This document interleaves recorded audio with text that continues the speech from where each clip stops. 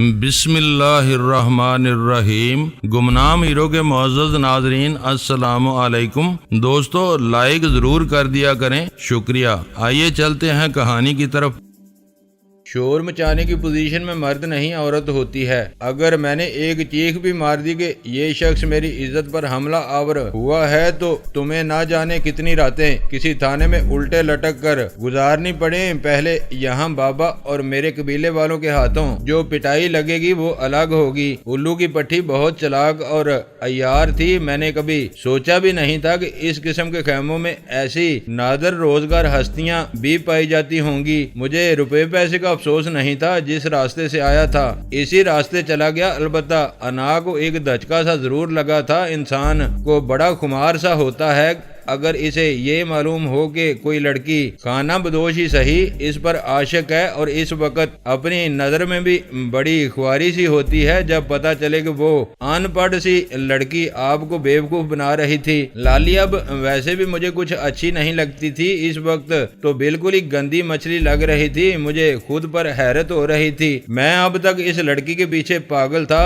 لعنت ہے مجھ پر۔ وہ گویا مجھے تسلی دیتے ہوئے بولی، ویسے تمہیں زیادہ برا بھی نہیں منانا چاہیے، آخر کسی نہ کسی موڑ پر تو یہ کہانی ختم ہونی ہی تھی۔ تم مجھ سے شادی تو نہیں کر سکتے تھے نا؟ پہلے وہ مجھ سے یہ سوال کرتی تو شاید میں سوچ میں پڑ جاتا، لیکن اس وقت میں نے بلا تعامل جواب دیا، نہیں تو پھر اتنی چیں چیں کی کیا ضرورت ہے؟ وہ تیزی سے بولی، جاؤ جا کر اپنا آرام سے زندگی گزارو، جو وقت گزر گیا سو اچھا گزر گیا۔ اچھا وقت بھی انسان کا سرمایہ ہی ہوتا ہے۔ اس کے اپنے چہرے پر خوشی تھی نہ تعصف۔ گزرے لمحوں کی کوئی نشانی، کوئی نقش، کوئی پرچھائی اس کے چہرے پر باقی نہیں تھی۔ چہرہ کیا تھا؟ بہت گہری جھیل تھی۔ میں نے دھیمے لہجے میں کہا، مجھے یہ تو معلوم ہو گیا ہے کہ بابا کے وہ بیماریوں کے قصے، وہ دکانداری کا شوق سب بہانے تھے، مجھ سے روپیہ اینٹنے کے ہیلے تھے۔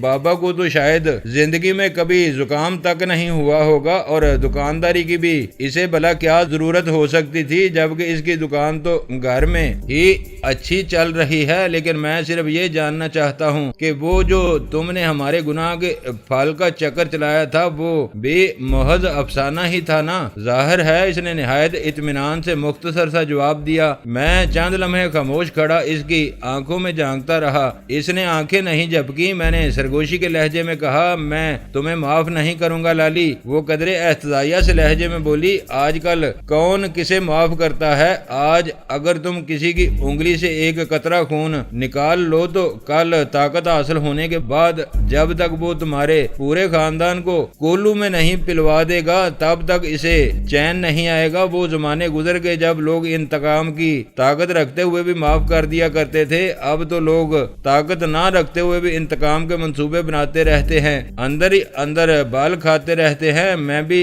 جب کسی کے ساتھ کوئی ایسی ویسی حرکت کرتی ہوں تو جوابی حملے کے لیے تیار رہتی ہوں۔ تم جب بھی مجھ پر وار کرنے کے لیے آؤ گے مجھے اپنے دفاع کے لیے تیار پاؤ گے۔ میں نے محض سر ہلانے پر اکتفا کیا اور خیمے سے نکل آیا۔ مجھے یہ محسوس کر کے بے حد حیرت ہوئی کہ میں کچھ زیادہ چراغ پا نہیں تھا، بلکہ میرے وجود میں ہلکی سی افسردگی اور یخ بستگی سی پھیلی ہوئی تھی۔ مجھے اتنی چڑچڑاہٹ اور جھنجھلاہٹ محسوس نہیں ہو رہی تھی جتنی میرے خیال میں ہونی چاہیے تھی۔ مجھے کچھ تعجب سا ہو رہا تھا، عورت کے کیا کیا روپ ہیں، کیا میں عورت کو سمجھنے کے قابل ہو سکوں گا؟ ایک وہ شمیم تھی، وہ بھی بڑا عجیب سا جذباتی جھٹکا دے گئی تھی، دل کی لو پر خراش سی ڈال گئی تھی۔ اور ایک یہ لالی تھی، اس نے بہت بلندی پر پہنچا کر نیچے سے سیڑھی کھینچ لی تھی۔ ایک بات بہرحال طے ہے، میں نے اپنے آپ کو سمجھایا کہ عورت پر کسی حال میں بھروسہ نہیں کرنا چاہیے۔ وہ اپنے آپ کو بھروسے کے قابل ثابت کر دے تو بات دوسری ہے، لیکن تم ذہنی طور پر اس کی طرف سے ہر دھوکہ کھانے کے لیے تیار رہو۔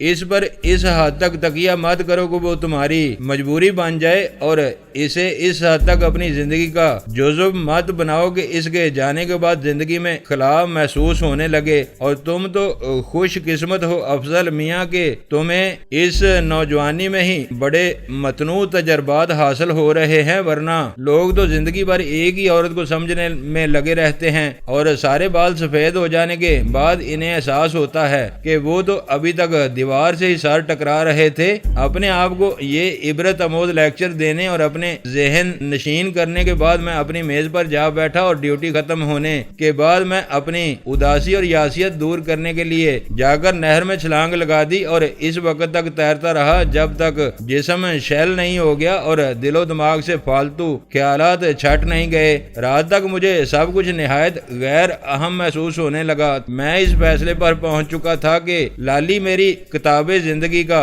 ایک غیر ضروری ورق تھی، مجھے اس ورق کو پھاڑ کر پھینک دینا چاہیے اور اس پر زیادہ مغز نہیں کھپانا چاہیے۔ شکر ہے کہ جب میں کسی چیز کے بارے میں ایسا کوئی فیصلہ کر لیتا تھا تو وہ مزید میرے ذہن سے چپکی نہیں رہتی تھی۔ میں آرام کی نیند سویا اور صبح تازہ دم اٹھا۔ اپنی میز پر پہنچ کر جب میں نے قطار میں حسب معمول سب سے آگے کھڑی ہوئی لالی کو دیکھا تو مجھے رنج، تعصف یا غصہ کچھ بھی محسوس نہیں ہوا۔ دل میں اس کے خلاف کینہ ضرور تھا، لیکن بس اسی طرح جیسے جھیل کی تہہ میں پڑا ہوا کوئی چھوٹا سا کنکر، رفتہ رفتہ ایسے کنکر میرے دل کی جھیل میں جمع ہوتے جا رہے تھے۔ لالی کا چہرہ سپاٹ اور آنکھیں شیشے کی مصنوعی آنکھوں کی طرح ہر تاثر سے آری نظر آ رہی تھی۔ میں نے محسوس کیا کہ وہ اپنے چہرے کو یوں پتھرایا ہوا سا ظاہر کرنے کے لیے بڑی محنت کر رہی تھی۔ بیچاری خواہ مخواہ اپنے آپ کو مصیبت میں ڈال رہی تھی۔ مجھے اب اس کے تاثرات سے کوئی دلچسپی نہیں تھی۔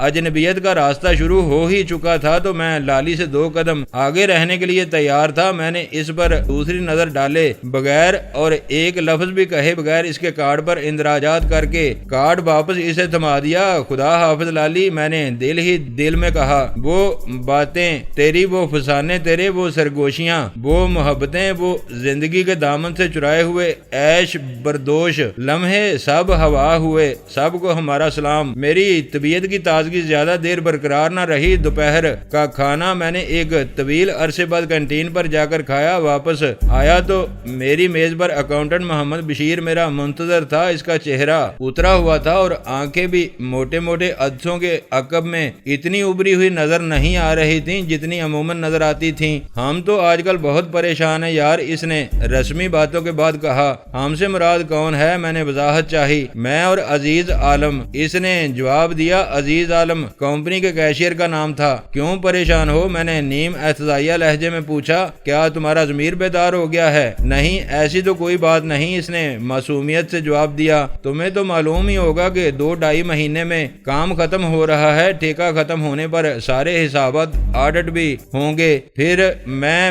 اب بھی اس کا مقصد نہ سمجھ سکا۔ پھر یہ کہ ہم تینوں نے جو ہیرا پھیریاں کی ہیں وہ پکڑی جائیں گی، وہ متوحش لہجے میں بولا۔ مگر تم نے تو کہا تھا کہ تشویش کی کوئی بات نہیں، ہمارا طریقہ واردات ایسا ہے، کوئی ہمیں نہیں پکڑ سکتا وغیرہ وغیرہ۔ میں نے تیکھے لہجے میں کہا۔ حقیقت یہ ہے کہ اس کی بات سن کر میرا دل بھی ڈوبنے لگا تھا۔ شاید اب چاروں طرف سے ہی بری خبریں آنے کا سلسلہ شروع ہو گیا تھا۔ میں نے ٹھیک ہی کہا تھا، اس سے پہلے کبھی سائٹ پر حسابات آڈٹ ہوئے ہی نہیں تھے۔ وہ بولا، ہیڈ آفس میں سالانہ آڈٹ ہوتا تھا، اس وقت تک ہمارے کام پکے ہو جاتے تھے اور آڈیٹرز بھی ہمارے جانے پہچانے ہوتے تھے، زیادہ باریک بینی نہیں کرتے تھے۔ لیکن اس مرتبہ میں نے سنا ہے بڑا سخت آڈٹ ہوگا۔ سجاد صاحب کو بھی شبہ ہو چلا ہے کہ شاید نچلی سطح پر گھپلے ہو رہے ہیں۔ سچی بات یہ ہے کہ ہم سے کچھ غلطیاں بھی ہوئی ہیں۔ میں حساب کتاب کی باتیں کچھ زیادہ نہیں جانتا تھا۔ میں نے متوحش ہو کر پوچھا، اب کیا ہوگا؟ میں اور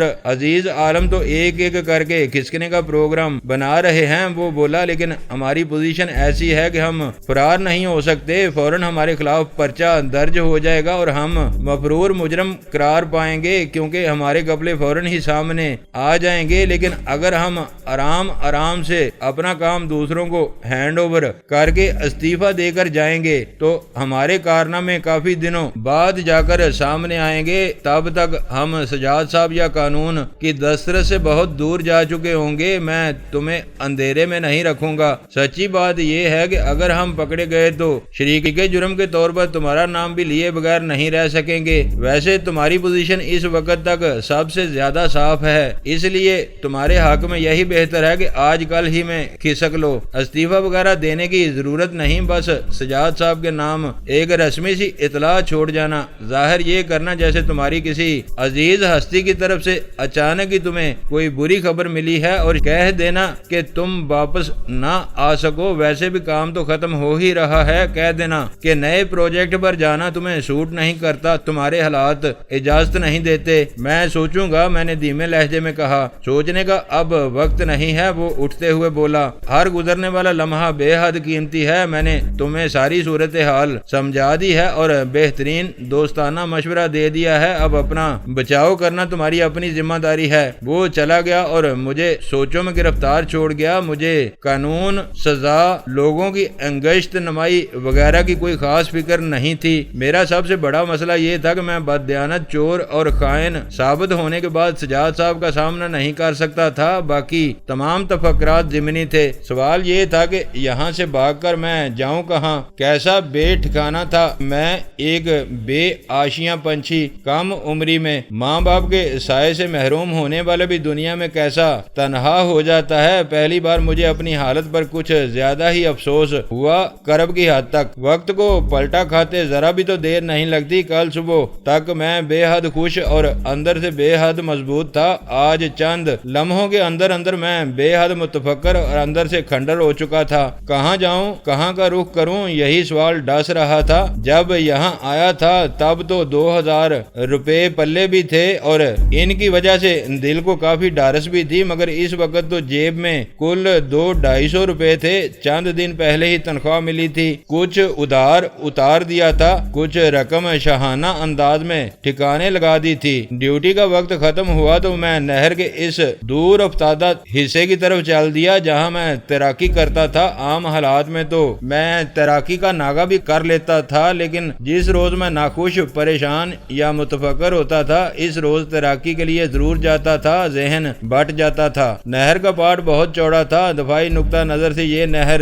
بہت اہم تھی اور جو پل ہماری کمپنی نے تعمیر کیا تھا وہ بھی دفاعی نقطہ نظر سے بہت اہمیت کا حامل تھا۔ سرحد یہاں سے زیادہ دور نہیں تھی۔ رات کے سناٹے میں کبھی کبھار ہمیں فوجی مشقوں کے دھماکوں کی مدھم سی گونج سنائی دیتی رہتی تھی۔ دن میں کبھی نہر کے اس پار رینجرز کی اکا دکا گاڑیاں کہیں آتی جاتی نظر آ جاتی تھیں، لیکن ان کی نقل و حرکت شاید نہر کے اس طرف تک ہی محدود رہتی تھی۔ میں نے کبھی کسی کو نہر کے اس طرف آتے نہیں دیکھا تھا۔ میں بہت دیر تک تیرتا رہا۔ شام کا دھندل کا پھیل چکا تھا اور پانی میں ٹھنڈ محسوس ہونے لگی تھی۔ میں اس وقت مگرمچھ کی طرح نہر کے تقریباً وسط میں تیر رہا تھا جب میں نے نہر کے دوسرے کنارے کے اونچے پشتے پر ایک شخص کو اس طرح نمودار ہوتے دیکھا جیسے کسی اداکار کو اچانک ہی اسٹیج پر دھکا دے دیا گیا ہو۔ وہ میلی سی خاکی پتلون قمیض اور چمڑے کی جیکٹ میں تھا اور اس کے سینے پر کینوس کا ایک تھیلا بندھا ہوا تھا۔ جیکٹ کی زپ کھلی تھی۔ وہ جوان اور صحت مند تھا اور اس وقت بے حد پریشان اور بدحواس نظر آ رہا تھا۔ وہ تیزی سے پشتے کی ڈھلان سے نیچے آنے لگا۔ معلوم نہیں پشتے کی کچی مٹی میں اس کے پاؤں دنس رہے تھے یا کسی اور وجہ سے وہ بری طرح لڑکھڑا رہا تھا۔ نیچے پہنچنے تک شاید وہ اپنے آپ پر قابو نہیں رکھ سکا یا پھر شاید جان بوجھ کر، لیکن نہایت بے ڈھنگے انداز میں نہر میں کود پڑا۔ میرا خیال ہے اسے تیرنا تو آتا تھا لیکن اس وقت اس کی حالت تیرنے کے قابل نہیں تھی۔ شاید وہ بہت دور سے دوڑتا ہوا آیا تھا۔ اس کی سانس قابو میں نہیں تھی۔ شاید اس کی ایک ٹانگ اور بازو میں چوٹ بھی لگی ہوئی تھی۔ چند گز تو وہ تیرا، اس کے بعد ڈبکیاں کھانے لگا۔ نہر بہت گہری تھی۔ میں نے محسوس کیا کہ چند لمحے کے اندر اندر وہ ڈوب جائے گا۔ میں تیزی سے اس کے قریب پہنچا اور غوطہ لگا کر اسے پشت پر لے کر اوپر آیا۔ میں اپنی گردن اس کے ہاتھوں سے بچانے کی کوشش کر رہا تھا۔ عموماً ڈوبتا ہوا آدمی اس بری طرح گلے کا ہار ہو جاتا ہے کہ بچانے والے کا بھی سانس روک دیتا ہے اور اپنے ساتھ اسے بھی لے ڈوبتا ہے۔ اس شخص نے اس عالم میں بھی خاصی سمجھداری کا مظاہرہ کیا اور میری کمر سے لپٹ گیا۔ اس کا کینوس کا تھیلا میری کمر میں چبھ رہا تھا۔ کمر پر لادے میں اسے دوسرے کنارے پر لے آیا۔ وہ خود ہی میری کمر سے اتر کر اوندھا لیٹ گیا۔ اس کے ناک منہ سے پانی بل بل کر کے نکل رہا تھا۔ چند لمحے کھانسنے، تھوکنے اور چھینکیں لینے کے بعد وہ اٹھ کھڑا ہوا اور وحشت زدہ نظروں سے میری طرف اور پھر چاروں طرف دیکھتے ہوئے بولا، تم نے میری جان بچائی ہے بھائی، لیکن اس وقت میں صحیح طور پر تمہارا شکریہ بھی ادا کرنے کی پوزیشن میں نہیں ہوں۔ دشمن میرے پیچھے لگے ہوئے ہیں، خدا حافظ، اللہ تمہارا بھلا کرے۔ وہ ہانپتا اور لنگڑاتا ہوا ایک طرف کو بھاگتا چلا گیا اور چند لمحے بعد ٹیلوں کے عقب عقب میں غائب ہو گیا۔ میں دوبارہ نہر میں اتر گیا اور الٹا تیرنے لگا۔ میں کافی حد تک پرسکون ہو چکا تھا اور اس شخص سے ٹکراؤ کے بعد بھی میں پریشان ہونے کے بجائے مزید پرسکون ہو گیا تھا۔ مجھے دراصل یہ اطمینان ہوا تھا کہ کچھ لوگ دنیا میں مجھ سے کہیں زیادہ پریشان ہیں۔ چند لمحے بعد ہی ایک جیپ گرگراتی ہوئی پشتے پر نمودار ہوئی اور سیدھی ہو کر رک گئی۔ یہ رینجرز کی جیپ تھی۔ اس میں 3 آدمی موجود تھے۔ ایک ڈرائیو کر رہا تھا، 2 پچھلی سیٹوں پر تھے، ان کے ہاتھوں میں رائفلیں تھیں۔ کھلی جیپ میں کھڑے ہو کر انہوں نے متلاشی نظروں سے ادھر ادھر دیکھا، پھر ان کی نظر مجھ پر پڑی۔ پہلے تو انہوں نے ایک جھٹکے سے رائفلوں کا رخ میری طرف کر لیا اور میں نے اپنے آپ پر فاتحہ پڑھ لی، لیکن ناکافی روشنی میں شاید انہیں بروقت ہی احساس ہو گیا کہ میں ان کا مطلوبہ آدمی نہیں ہوں، ورنہ شاید ان کی جلد بازی کے باعث میں زندگی سے محروم ہو چکا ہوتا۔ جوان ان میں سے ایک نے بھاری آواز میں مجھے پکارا، تم نے ادھر خاکی پتلون اور کالی جیکٹ والے کسی آدمی کو تو نہیں دیکھا؟ دیکھا تو ہے، میں نے کہا، ابھی نہر پار کر کے ادھر کو دوڑا ہے۔ میں نے ٹیلوں کی طرف اشارہ کیا۔ ٹیلوں کے عقب میں تقریباً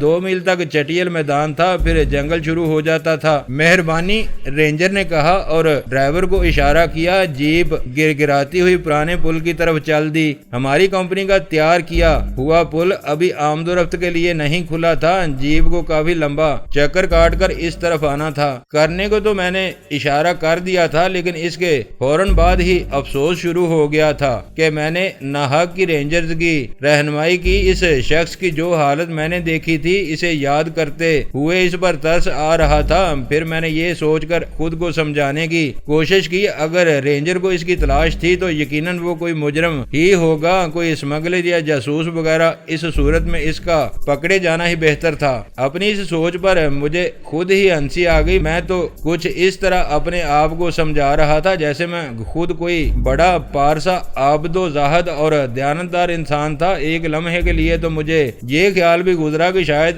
معاشرے میں بیشتر انسان مجرم ہی ہیں، کوئی قانون کا مجرم، کوئی خدا کا مجرم، کوئی بندوں کا مجرم اور کوئی ضمیر کا مجرم۔ بات بس اتنی ہے، جس کا جرم ظاہر ہو جائے وہ ملعون ہو جاتا ہے، جس کا جرم چھپا رہے وہ معزز بنا رہتا ہے۔ میں نے اندازہ لگایا کہ وہ شخص اگر اپنی شکستہ حالی اور لنگڑاہٹ کے باوجود 2 میل لمبا میدان عبور کر کے جنگل تک پہنچنے کی کوشش میں مصروف رہا تو شاید مارا جائے۔ اس کے جنگل تک پہنچنے سے پہلے ہی رینجرز شاید اس کو جا لیں۔ البتہ اس نے اگر کہیں ادھر ادھر نکل کر کوئی جائے پناہ تلاش کر لی تو شاید رینجر کو گونچا دے جائے۔ چند منٹ بعد اندھیرا پھیل گیا اور میں نہر سے نکل آیا، کپڑے پہن کر اور جیبی کنگھی سے بال بنا کر میں واپس اپنی خیمہ بستی کی طرف چل دیا۔ راستے میں ایک جگہ درختوں کے ایک جھنڈ کے قریب ایک ٹوٹا پھوٹا چھپر سا تھا جس میں ایک بینچ پڑی تھی اور گارے سے بنی ہوئی ایک بٹی استادہ تھی۔ کسی نے مجھے بتایا تھا کہ کافی عرصہ پہلے یہاں ایک شخص نے کوئی کام شروع کیا تھا جو چلا نہیں تھا۔ بالآخر ایک دن وہ کسی سے باس کا کرایہ ادھار لے کر اپنے گاؤں واپس چلا گیا۔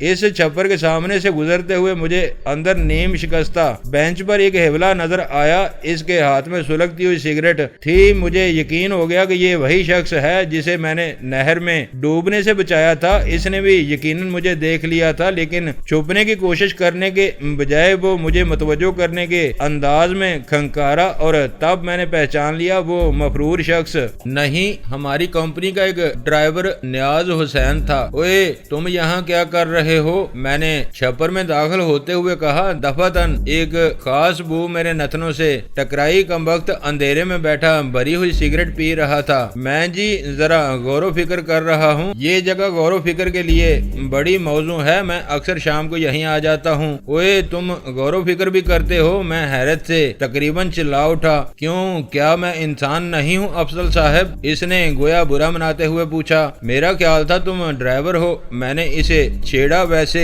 کیا غور و فکر کرتے ہو تم؟ یہی کہ آج سے 70-80 سال بعد جب تیل کے ذخیرے ختم ہو جائیں گے تو ہم ڈرائیوروں کا کیا بنے گا؟ اس نے پرخیال لہجے میں کہا۔ اگر تم اس وقت زندہ ہوئے تو کسی اونٹ پر ڈرائیور لگ جانا۔ میں نے ہنسی ضبط کرتے ہوئے مشورہ دیا۔ بہت سے جھنجٹ ختم ہو جائیں گے، نہ ڈرائیونگ کا امتحان، نہ لائسنس کا چکر، نہ اسے رینیو کرانے کی فکر، اور سب سے بڑی بات یہ کہ لوگوں لوگوں کی جانیں تمہاری برادری کے ہاتھوں محفوظ رہیں گی۔ افضل بابو، ایک تو تم کسی مسئلے میں بھی کبھی سنجیدہ نہیں ہوتے۔ وہ گویا میری حالت پر افسوس کرتے ہوئے بولا، پھر جیسے اچانک اسے خیال آیا، تمہارے لیے بھی سلگاؤں سگریٹ، میں نے پیکٹ میں بھری تیار رکھی ہوئی ہے۔ نہیں یار، فی الحال تم ہی پیو، میں اس وقت تمہاری طرح غور و فکر کے موڈ میں نہیں ہوں۔ میں چھپر سے نکل آیا۔ آسمان پر تارے نمودار ہو چکے تھے۔ میں نے پہلے کینٹین جا کر کھانا کھایا، پھر ذہن میں اس رکے کا مضمون ترتیب دیتے ہوئے جو میں سجاد صاحب کے نام چھوڑ کر جانا چاہتا تھا خیمے کی طرف چل دیا۔ خاردار تاروں کے گیٹ پر چوکیدار ابھی نہیں آیا تھا، تاہم اس کی ٹارچ اس کی کرسی پر رکھی تھی۔ میرا خیمہ سب سے پیچھے خاردار تاروں کے عین قریب تھا۔ پردہ اٹھا کر جب میں گنگناتا ہوا خیمے میں داخل ہوا تو اچانک ہی تاریک خیمے میں میری آنکھوں کے سامنے گویا پھلجڑی سی پھوٹ گئی۔ میرے سر پر جیسے نہایت بے آواز طریقے سے توپ کا گولہ آن گرا تھا۔ غالباً کسی نے ٹھوس چیز سے میری کنپٹی پر وار کیا تھا۔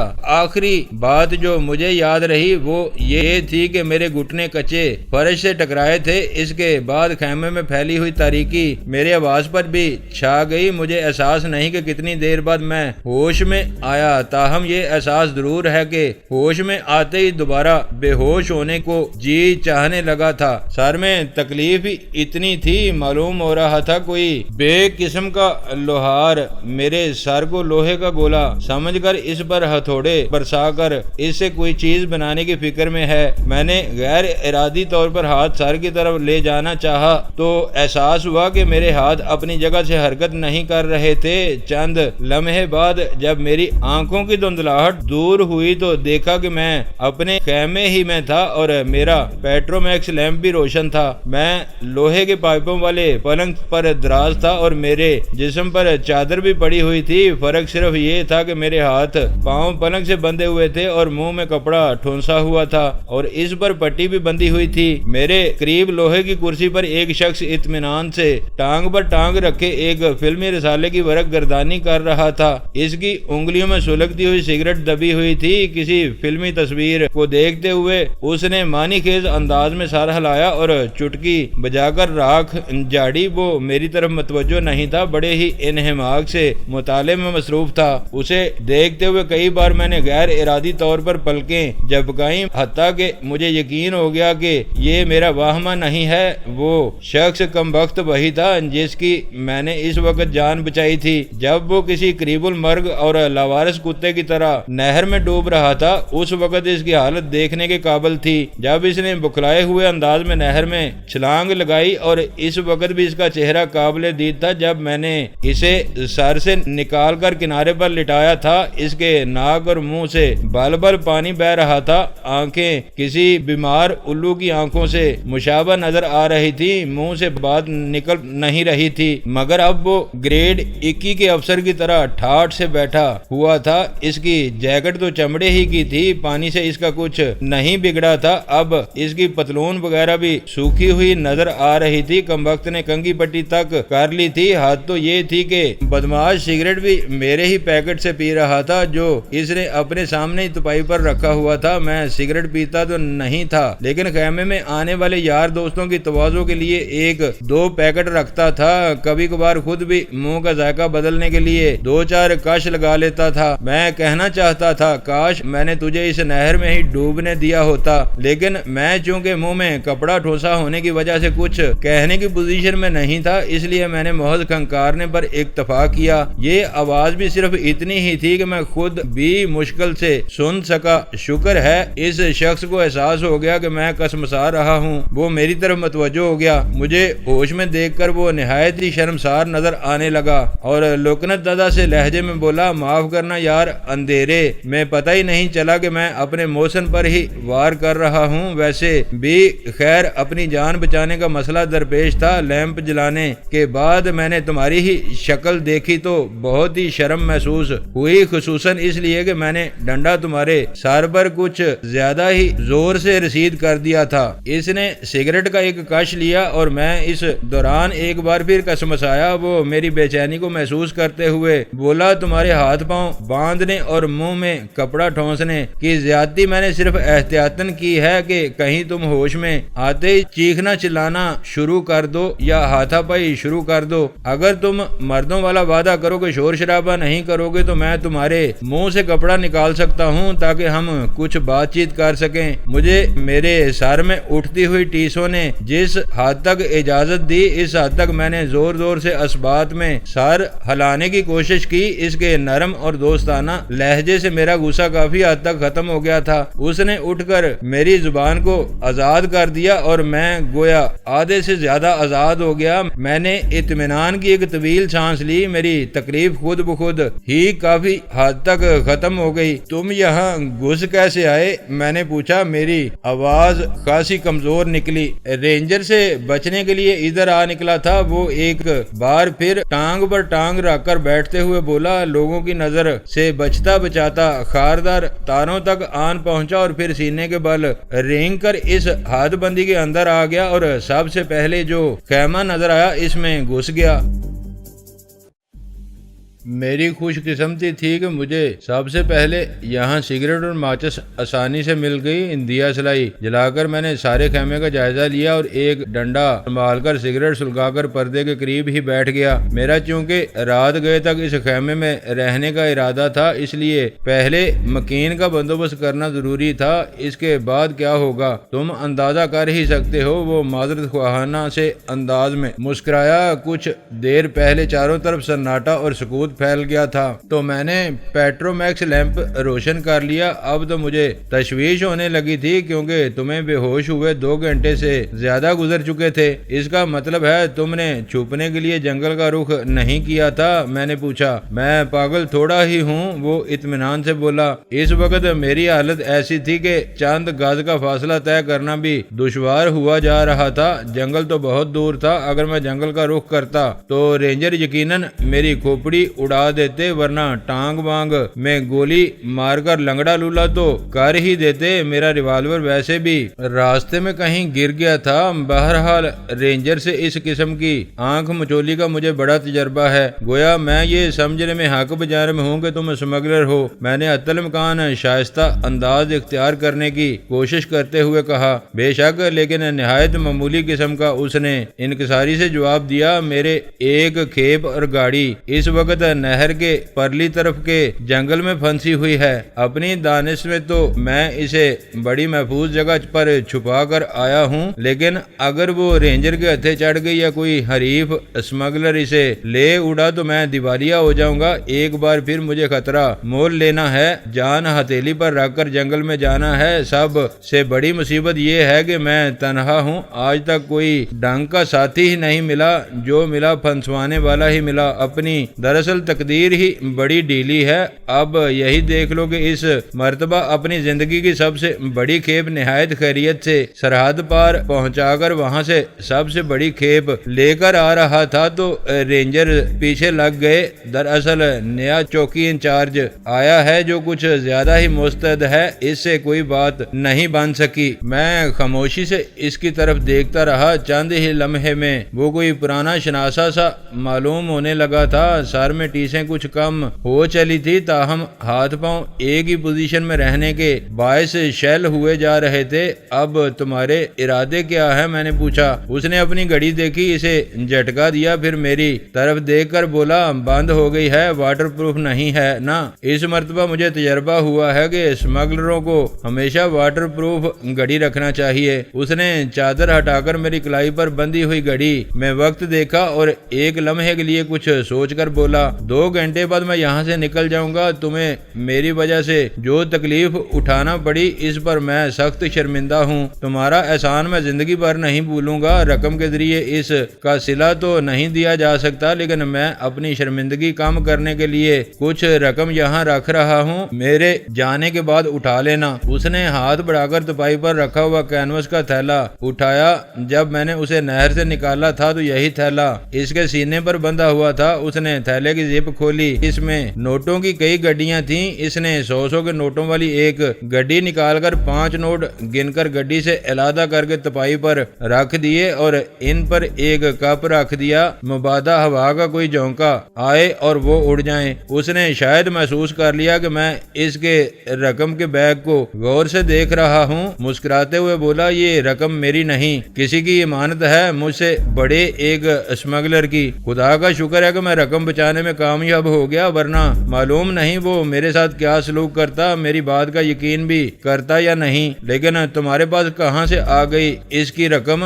मैंने दिलचस्पी से पूछा। तुम्हें ये सुनकर शायद हैरत हो कि मोतबर किस्म के स्मगलरों के दरमियान उधार भी चलता है। वो मुस्कुराते हुए बोला, मैं जिस स्मगलर का जिक्र कर रहा हूँ, स्मगलिंग के मैदान में उसका नाम मज्जी शाह है। पिछले दिनों उसकी एक खेप उधार गई थी, पार्टी यही थी जिसे आज मैं माल देकर आ रहा हूँ। मज्जी शाह के पास आज कोई कारिंदा नहीं था। उसने मुझसे कह दिया था कि रकम लेते आना। दोनों तरफ के लोगों के लिए मैं बड़ा भरोसे का आदमी हूँ। जितनी उजरत मज्जी शाह अपने किसी कारिंदे को देता, इतनी रकम बतौर कमीशन मुझे दे देगा। लेकिन ये रकम लाने का काम है खतरनाक, माल लाने से भी ज्यादा खतरनाक। तो वहाँ से अदायगी पाकिस्तानी करेंसी में हुई है? मैंने पूछा। जिस करेंसी में चाहो इसी में हो सकती है, बस इसी हिसाब से माल की कीमत में फर्क पड़ जाता है, उसने जवाब दिया। तुम ये सब कुछ मुझे क्यों बता रहे हो? मैंने जाने क्यों सवाल कर दिया।